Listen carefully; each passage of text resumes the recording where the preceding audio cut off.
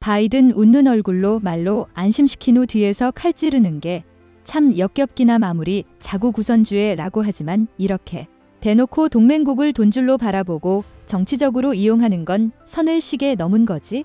미국은 웃으면서 친구한테 등에다 칼 꽂고 러시아는 은혜를 의리로 갚고 이번에 확실히 미국이라는 나라를 알게 되었다. 미국은 더 이상 간섭해서는 안 된다. 자국 경제를 위해서 시종잡배나 하는 짓거리 하면서 한국 기업 더 이상 감내라 배내라 하지 마라. 영원한 미국의 호구가 되지 않기 위해서는 결단이 필요할 때도 있어야겠지요. 이런 과정을 겪으면서 더 성장하는 것이고 우리 대한민국이 하기에 따라서는 미국을 넘어설 수도 있어야 합니다. 그동안 양극재 시장을 주도하던 일본 기업들이 최근 들어 한국 기업의 무서운 성장세에 속속 선두를 빼앗기고 있습니다. 10년 전만 해도 상상할 수도 없을 일인데요. 한국이 늘 그래왔듯 압도적인 기술력을 바탕으로 시장에서의 지위만 믿고 발전을 게을리하던 일본 기업들을 제치고 앞서 나간 것입니다. 점점 가파르게 성장하는 양극재 시장에서 한국이 두각을 드러내고 있는 근황과 일본이 반도체에 이어 양극재 시장까지 한국에 추월당한 사연을 지금부터 자세하게 설명해 드리겠습니다. 지난 21일 세계 최대 규모의 양극재 공장 에코 배터리 포항 캠퍼스 CM7의 준공식이 진행되었습니다. 에코프로 EM과 삼성 SDI가 공동 출자한 이 공장은 공사비만 2,730억 원이 투입되었는데요. 설비 품질 및 물류의 자동화 시스템을 구축해 생산 효율성을 높이고 리스크 방지를 위한 사고 예방 설계를 반영해 가동 안정성을 극대화한 최첨단 라인을 만들었다고 합니다. 이를 바탕으로 CM7은 연간 5만 4천 톤의 양극재를 생산할 수 있어 단일 공장으로는 세계 최대의 생산량을 자랑합니다. 이곳에서뿐만 아니라 에코프로가 이미 운영 중인 CM6공장까지 합치면 무려 연 9만 톤에 달하는 양극재를 생산할 수 있죠. 이 정도 규모의 양극재라면 전기차 100만 대 분량의 배터리를 소화할 수 있어 세계 어디에서도 유례가 없는 수준입니다. 에코프로는 여기서 멈추지 않고 CAM지어 연 26만 톤까지 생산량을 늘릴 계획이라고 하는데요. 글로벌 전기차 수요가 점점 늘어나는 가운데 이를 대비하기 위한 발빠른 공장 라인 추가는 고무적인 일입니다. 지난해 기준 글로벌 전기차 생산량은 670만 대였고 올해엔 이보다 약 52%가 더 증가한 1017만 대가 생산될 것으로 예상됩니다. 이에 따라 앞으로 전기차 배터리는 물론이고 그 배터리의 주요 부품인 양극재 수요 역시 폭발할 전망. 업계에서는 양극재 수요가 2020년 73만 톤에서 2030년에는 609만 톤으로 8배가 넘게 늘어날 것으로 보고 있습니다. 이에 대비한 에코프로의 대규모 공장 설비 증원은 해외 양극재 생산업체는 물론이고 국내 업체들도 경악할 만큼 빠른 행보였습니다. 유럽과 미국은 국내 생산 국내 소비 전략을 펼치며 수출입 장벽을 높이려는 가운데 수출에 의존하는 양극재 기업들은 이에 대응하기 위한 현지 생산기지 설립에 골머리를 앓고 있습니다. 에코프로의 경우 기민한 행보로 헝가리에 위치한 데브레첸시와 협력, 양극재 공장 건설을 위한 9,700억 규모의 공장 투자를 약속한 바 있습니다. 에코프로는 미국에서도 공장 건설을 추진했습니다. SK온과 포드의 협력을 얻어 에코프로는 북미에 1조 원 규모의 양극재 생산시설을 짓기로 확정했습니다. 3사가 같이 양극재 공장 건설에 동의한 것은 사실이라고 밝혔죠. 여기서 만들어진 양극재는 SK온과 포드가 합작한 배터리 공장 블루로 벌 SK에 공급될 예정인데요. 애초부터 SK오지를 주요 공급처로 두고 있는 에코프로 입장에선 이번 합작으로 안정적인 미국 진출을 꾀할 수 있게 되었습니다. IRA로 인해 많은 한국 기업들이 미국 수출에 빨간불이 켜진 상황에서 에코프로는 오히려 IRA법의 혜택을 받을 수 있게 되었습니다. 에코프로가 지금은 공격적으로 투자를 감행하며 세계 선도 기업으로 양극재 시장에서 강세를 드러내고 있지만 사실 처음 시작은 매우 미약했습니다. 수익성이 좋은 기업도 아니었을 뿐더러 내일 바로 파산하지 않아도 이상하지 않은 기업이었죠. 심지어 2016년까지만 해도 매출 1,000억 원도 안 되는 중소기업이었습니다. 그러나 이 기업의 운명이 뒤바뀐 것은 SK이노베이션에 3년간 10조 원어치 전기차용 배터리 소재를 납품하게 되면서부터입니다. 에코프로는 2004년부터 양극재 사업을 시작해 10년간 적자였지만 기술에 대한 자신감과 미래, 시장에 대한 확실한 비전이 있었고 그것만을 믿고 아무도 알아주지 않았던 양극재 시장을 고집해왔습니다. 그리고 그 믿음에 대한 보답으로 양극재 시장 1위 점유율 기업인 스미토모 뒤를 좋은 정도로 급성장한 기업이 되었죠. 일본의 스미토모는 전통적인 양극재 시장 강자로 오랜 업력을 자랑하는 기업입니다. 에코프로는 이런 기업을 조만간 추월해 점유율 1위를 달성할 것으로 점쳐지고 있는 것이죠.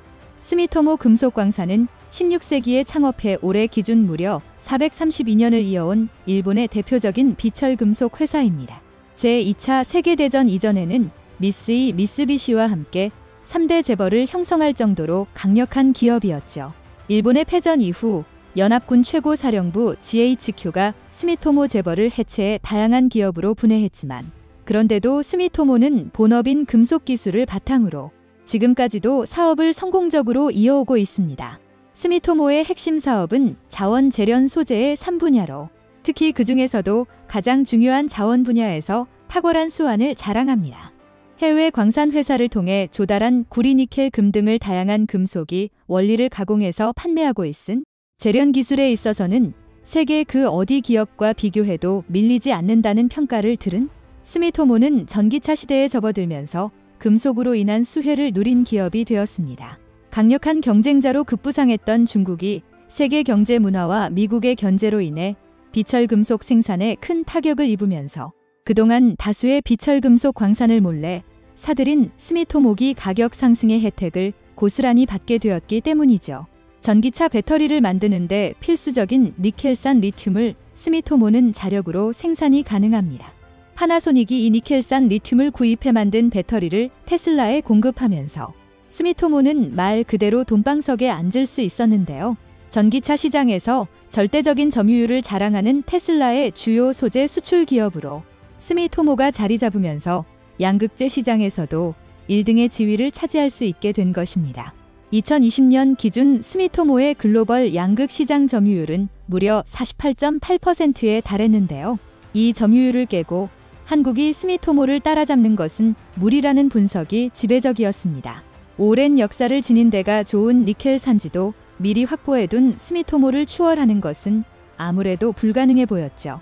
그러나 최근 들어 굳건할 것으로 보였던 스미토모의 양극재 점유율이 점점 떨어지기 시작했습니다. 그 사라진 점유율은 바로 에코프로가 잠식하고 있었던 것인데요. 2017년 기준 21.4% 점유율을 기록해 동년 62.7% 점유율을 기록했던 스미토모와 41.3% 피 차이를 보였던 것에 비해 불과 3년 후인 2020년에는 그 격차를 21.2%까지 줄였습니다. 이런 성장세의 비결은 바로 에코프로가 가진 하이니켈 양극재 생산 기술 덕분이었습니다. 전기차 배터리는 양극재의 니켈 함량이 녹을수록 전기를 더 많이 저장할 수 있습니다. 그래서 하이니켈 양극재 기술에서 우위를 가진 이골 더 나은 배터리를 생산할 수 있다고 말할 수 있는데요. 스미토모와의 기술 경쟁에서 에코프로가 더 좋은 하이니켈 양극재 기술을 개발해내면서 점유율 격차를 크게 좁힐 수 있었던 것입니다.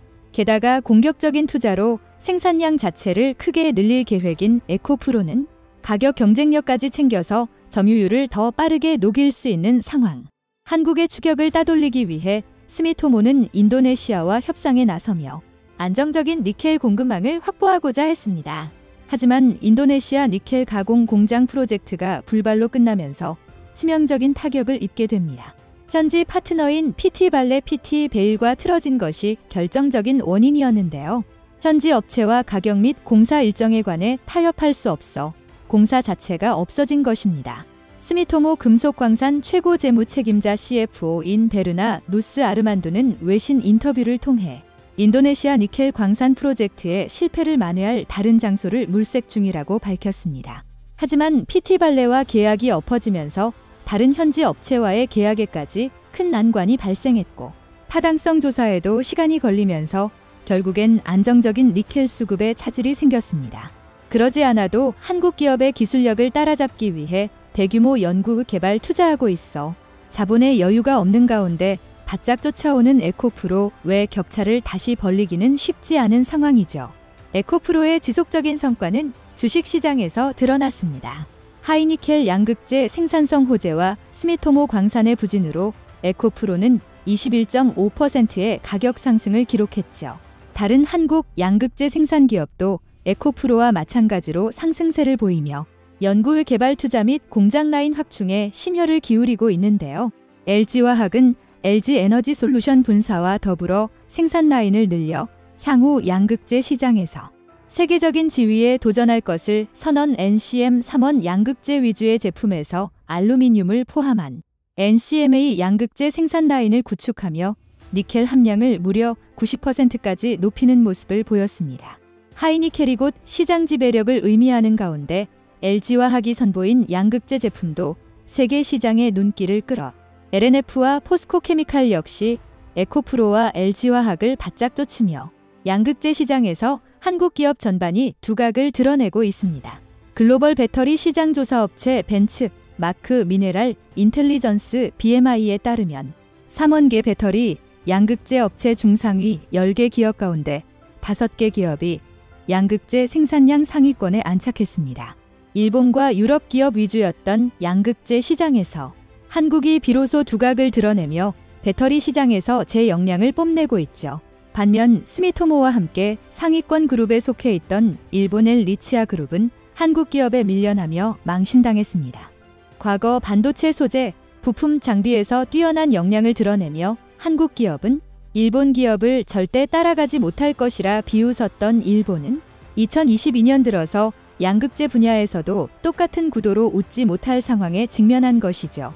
반도체를 따라 잡혔던 것처럼 양극재 분야에서도 한국에게 밀리는 일본 기업들. 한국의 빠른 성장과 놀라운 기술에 박수를 보내며 앞으로도 한국이 양극재 시장에서 계속 패권을 잡길 기원해 보겠습니다.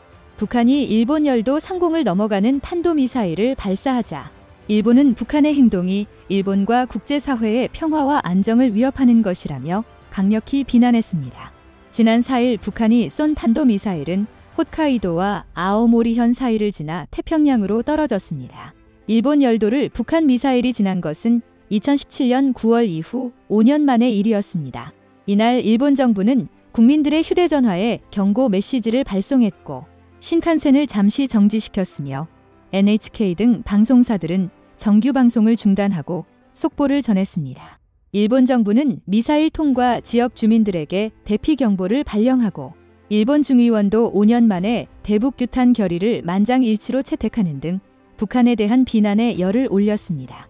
그리고 지금까지 한일 관계 정상화에는 미온적이었던 기시다 총리는 갑자기 북한의 미사일 발사 대응 방안에 대해 한국과 긴밀히 의사소통하고 싶다며 대화 의사를 전해왔습니다. 한국 징용 피해자 배상 문제에 대해서는 그렇게 대화를 거부하더니 북한의 미사일 발사에는 과하다 싶은 정도로 적극적인 반응을 보인 겁니다. 북한의 미사일 발사는 분명 잘못된 일이지만 신칸센까지 멈추게 할 정도로 일본 정부의 대응이 과하다는 느낌이 듭니다. 뭔가 북한의 미사일 발사를 기다리고 있었다는 느낌까지 들 정도인데요. 실제 이때다 싶은 집권 자민당에서는 적기지 공격 능력을 강화해야 한다는 주장이 쏟아져 나왔습니다. 그런데 자민당이 이렇게 기다렸다는 듯 북한의 미사일 발사에 호들갑을 떨며 강경 대응을 하는 이유는 따로 있습니다. 지금 일본 집권 자민당과 기시다 총리가 최악의 위기를 맞았기 때문입니다. 보시는 장면은 얼마 전 NHK가 공개한 얼굴들입니다. NHK는 이렇게 대놓고 통일교와 연관이 있는 자민당 의원들의 얼굴을 한 화면에 공개해버렸습니다. 먼저 숫자가 너무 많아서 놀랐고 방송사가 이렇게 한 화면에 의원들의 신상을 공개해버린 것도 놀랍습니다. 이 장면이 공개되자 일본인들은 경악을 금치 못했습니다. 100명이 넘는 자민당 의원들이 통일교와 관계를 맺고 있다는 사실이 완전히 드러난 것입니다. 집권 자민당은 최대 위기를 맞게 되었는데요. 얼마 전 교도통신과 NHK에 따르면 모테기 도시미스 자민당 간사장은 도쿄 자민당 본부에서 열린 기자회견에서 통일교와 접점이 있었던 국회의원이 어느 정도인지 조사 결과를 발표했습니다. 놀랍게도 자민당 소속 의원의 절반에 가까운 179명이 통일교와 접점이 있는 것으로 드러났습니다. 앞서 지난 7월 8일 아베 신조 전 일본 총리를 살해한 야마가미데서 야가 어머니가 통일교에 거액을 기부해 가정이 엉망이 됐다며 아베 전 총리가 이 단체와 연관돼 있다고 생각해 범행을 저질렀다고 밝힌 이후 일본 내에서는 통일교와 정치권 특히 자민당과의 관계에 대한 비판 여론이 거세졌습니다. 악화하는 여론의 궁지에 몰린 자민당은 소속 의원들에게 자신과 통일교의 접점을 보고하라고 지시했습니다. 조사 항목은 통일교 관련 단체 모임에 참석하고 회비를 기부했는지, 선거 때 통일교 측의 조직적 지원을 받았는지 등 8개였습니다. 즉, 통일교와 금전적인 관계를 맺었는지를 집중적으로 조사한 것입니다. 그런데 결과는 충격적이었습니다. 자민당의 거물 호소다 히로유키 중의원 의장까지도 통일교와 관계를 맺고 있었다는 사실이 알려지자 파문은 걷잡을 수 없이 커졌습니다. 호소다 의장은 관방장관 등 장관직과 자민당 간사장과 총무회장 등을 지낸 일본 정계 주요 인사로 자민당 내 최대 파벌인 호소다 파의 수장이었습니다. 이런 거물급 정치인조차 통일교 행사에 4차례 참석하는 등 관계를 이어간 사실이 밝혀진 겁니다. 결국 자민당의 지지율은 급락했습니다. 지지통신이 9월 9일부터 12일 사이 실시한 여론조사에서 자민당의 지지율은 지난달에 비해 1.9%피 떨어진 22.4%를 기록했습니다.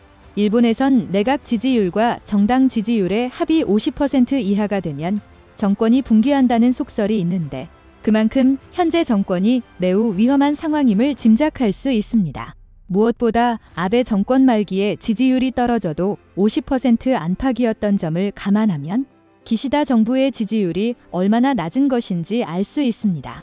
특히 아베 전 총리의 장례식을 국장으로 강행한 기시다의 결정은 악수 중 악수였습니다. 아베 국장은 아베파로부터는 지지받았지만 일본 시민들의 거센 반발을 불러일으켰기 때문입니다. 또한 야마가미데서 야의 범행 동기가 된 통일교 문제도 심각합니다. 아베 사후 언론은 하루가 멀다고 통일교가 벌인 반사회적 포교 활동을 보도하고 있습니다. 일본에서의 통일교는 신자들에게 고액의 헌금을 요구해 문제가 됐습니다. 10억엔에 달하는 헌금을 내고 파산하는 개인 가정이 붕괴하는 문제들이 수면 위로 올랐고 특히 그동안 통일교가 일본 유력 정치인들에게 로비하면서 입법 과정에 개입해왔다는 점이 크게 부각됐습니다. 자민당 의원들과 통일교의 관계는 순수한 신앙의 문제가 아니라는 것이죠. 일본에서는 옴질리교의 테레 사건 이후 종교에 대한 규제를 논의해왔습니다. 하지만 이 사건 이후에도 종교의 자유 역시 중요하기에 종교의 자유냐 반사회적 단체에 대한 처벌이냐를 두고 양립을 고심해왔습니다. 그러나 아베 저격 사건을 계기로 일본에서는 지금 프랑스의 반컬트법에 대한 관심이 높아지고 있습니다. 종교의 이름을 빌린 반사회적 행위에 대한 규제를 논의해야 한다는 것입니다. 이처럼 통일교와의 접촉 때문에 지지율이 바닥을 치고 있는 자민당은 통일교와 접점이 있는 자민당 의원이 179명이나 된다고 발표하면서 결과를 무겁게 받아들이며 솔직히 반성한다. 앞으로 통일교와 일절 관계를 갖지 않는다는 당의 방침을 철저히 지키겠다고 밝혔습니다. 하지만 이 역시 말뿐이었습니다.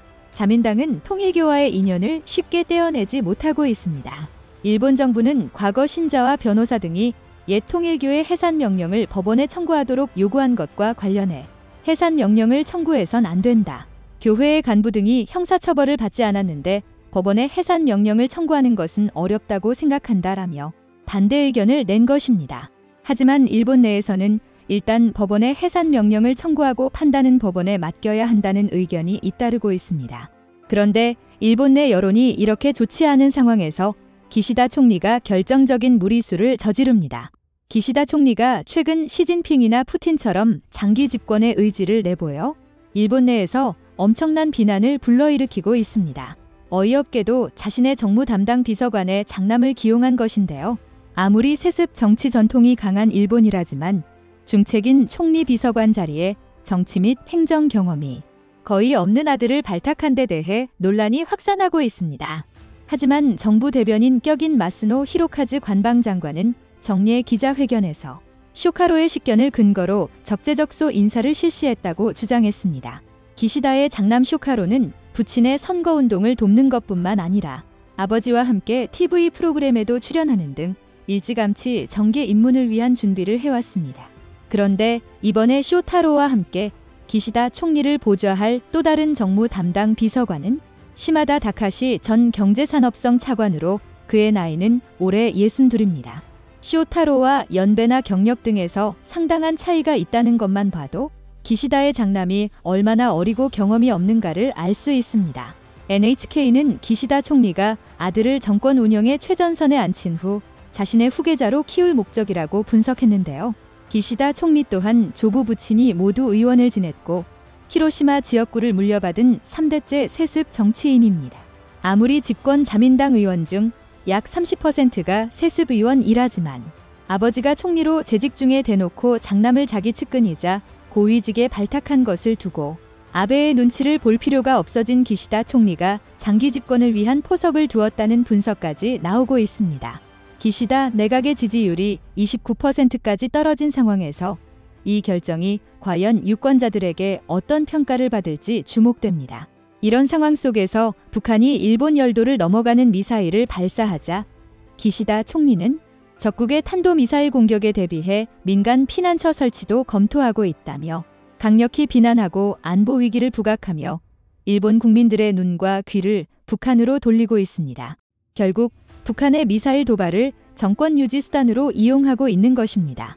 통일교 사건으로 최대 위기를 맞은 기시다 총리와 자민당이 이번에도 외부 시선 돌리기로 위기를 회피할 수 있을지